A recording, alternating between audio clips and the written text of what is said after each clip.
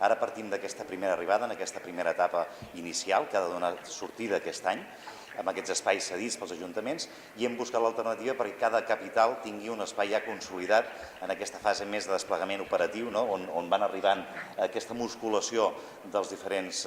serveis territorials, i per tant intentant buscar aquests espais de referència que siguin referents al municipi, que siguin una part visible del municipi i de fàcil accés. I estem treballant amb això per avançar en aquesta consolidació d'aquests espais Generalitat a cada una de les capitals. Jo penso que hi ha una visió bàsica, que és la que hem intentat aplicar des de la delegació des del minut zero, que és que el Penedès necessita fer polítiques de proximitat, aquesta voluntat del govern d'aplicar les millors polítiques pel ciutadà amb una visió territorialitzada, amb una visió penedesenca. I amb aquesta dinàmica ja hem començat a fer consells de direcció, ja hem començat a fer treballar aquests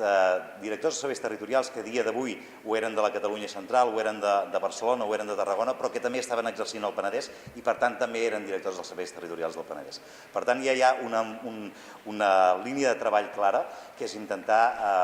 aplicar aquesta mirada territorialitzada a tot el programa de govern en cadascuna de les accions de les conselleries. I per tant això ja és una primera visió important de feina i d'esforç des del territori per aplicar aquesta mirada, per aplicar les millors polítiques possibles